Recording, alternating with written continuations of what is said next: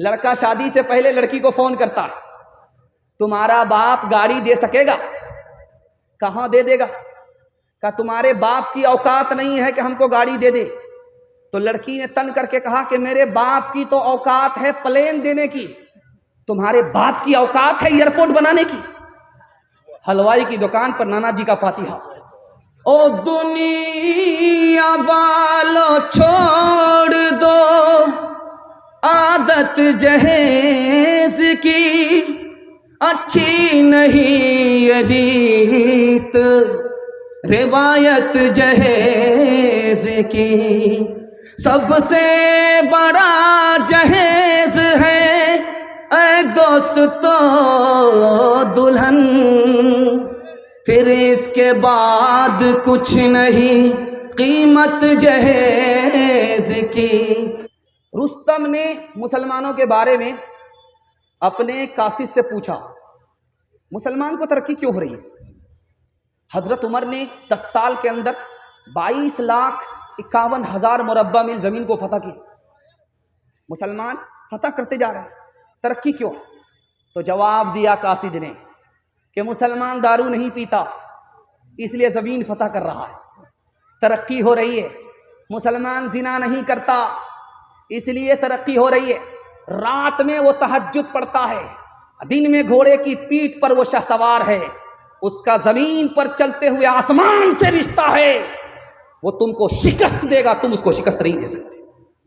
دوسری مثال، اسی ہندوستان کا ایک بادشاہ گزرا ہے، اس کا نام تھا بابر۔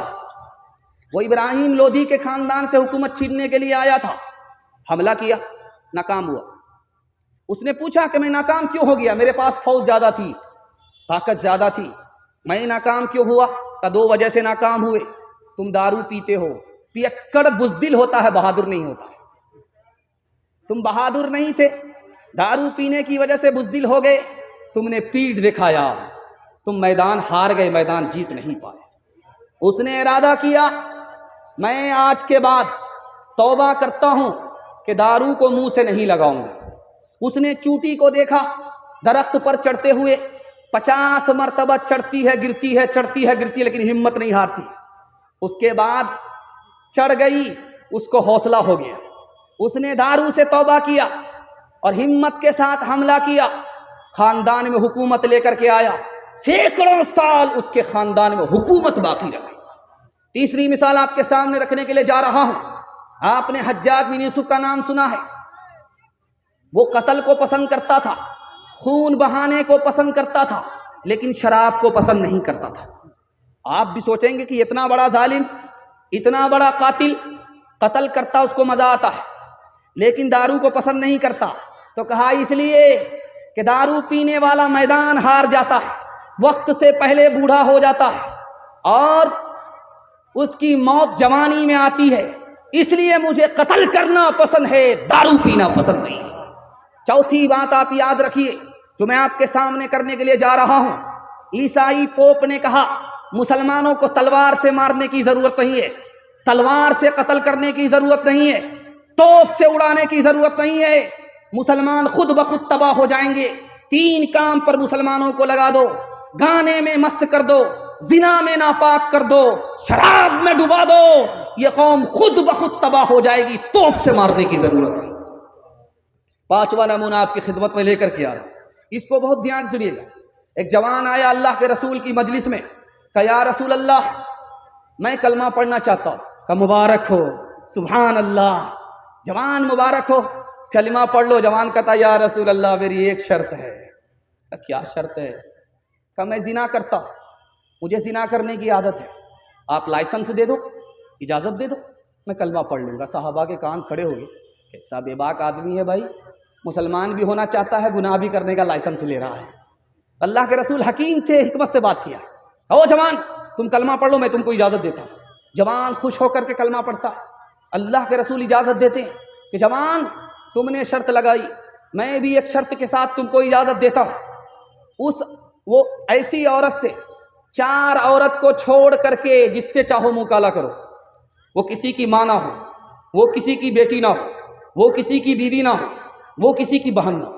یا رسول اللہ اجازت دے رہے ہو یا جال میں پھنسا رہے ہو؟ اس کے بعد تو کوئی عورت ہی نہیں بستی ہے۔ اللہ کے رسول نے کہا او جوان، تیری ماں کے ساتھ کوئی زنا کرے اس کو قتل کر دو گے، تمہاری بیٹی کے ساتھ کوئی زنا کرے اس کو قیمہ بنا دو گے، تمہاری بہن اور بیوی کے ساتھ کوئی منہ کالا کرے اس کو پھانسی پر چڑھا دو گے، لیکن یاد رکھو تم جس کے ساتھ منہ کالا کر رہے ہو وہ بھی کسی کی ماں ہے، وہ بھی کسی کی بیٹی ہے، وہ بھی کسی کی بیوی ہے، وہ بھی کسی کی بہن ہے۔ جوان آیا، یا رسول اللہ میں دارو کو حرام سمجھتا ہوں، حلق کے نیچے اتار نہیں سکتا، لیکن ڈاکٹر نے بتایا ہے کہ تمہاری بیماری کا علاج دارو میں ہے، اجازت ہے کہ نہیں؟ اللہ کے رسول نے فرمایا کہ دارو سے تمہاری بیماری بڑھے گی، تمہاری بیماری ختم نہیں ہو سکتی۔ آخری مثال آپ کے سامنے رکھنے کے لیے جا رہا ہوں۔ ہمارا جوان رات دن سوچتا ہے میرے پاس پیسہ ہوگا ترقی کریں گے، جھوٹ ہے۔ ہمارا جوان سوچتا ہے کہ ہماری تعداد بڑھے گی ہم ترقی کریں گے، یہ جھوٹ ہے۔ کیسے ترقی کرے گا؟ وہی راستے سے ترقی کرے گا جو رسول اللہ نے بتایا۔ اللہ کے رسول نے کہا کہ تمہاری تعداد کل بھی کم تھی، آج بھی کم ہے، قیامت تک کم رہے گی۔ تعداد سے تم ترقی نہیں کر سکتے۔ تم سوچتے ہو کہ دولت زیادہ آئے گی ترقی کرو گے، دولت کل بھی ان کے پاس زیادہ تھی، آج بھی ہے، قیامت تک رہے گی۔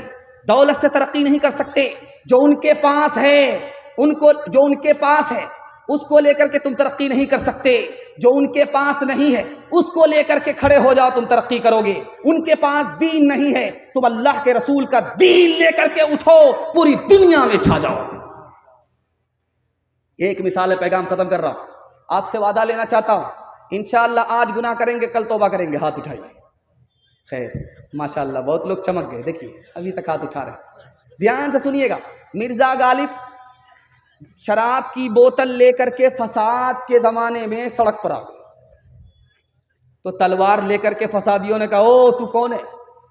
کہ میں آدھا ادھر ہوں آدھا ادھر ہوں، 50-50 ہوں۔ تیرا دماغ خراب ہو گیا ہے، مکمل کلیئر بتا تو کون ہے، ہندو ہے یا مسلمان ہے؟ تو سوچا اگر پوچھنے والا ہندو ہوگا بتاؤں گا مسلمان مار دے گا، اگر پوچھنے والا مسلمان ہوگا بتاؤں گا ہندو تو مار دے گا، تو کہا نہیں 50-50 ہوں، میں آدھا تیتر اور آدھا بٹیر ہوں۔ کہا زیادہ منطق سے کام نکالنے کی کوشش مت کرو، تم آدھا ہندو آدھا مسلمان کیسے ہو؟ تو مرزا غالب نے کہا میں سور کھاتا نہیں شراب پیتا، اس لیے آدھا ہندو آدھا مسلمان۔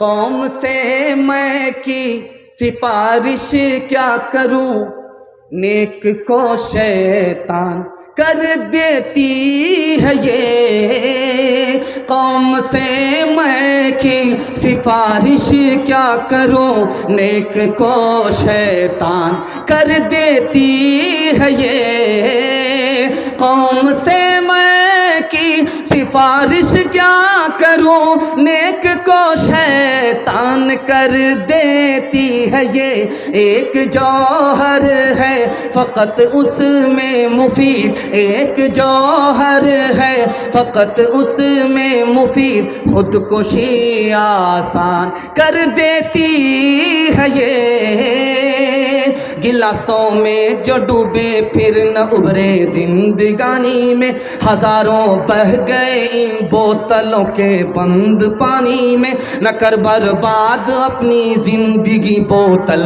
کے دیوانے، وہ کاٹے گا بڑھاپے میں جو بوتا ہے جوانی میں، یہ دارو کا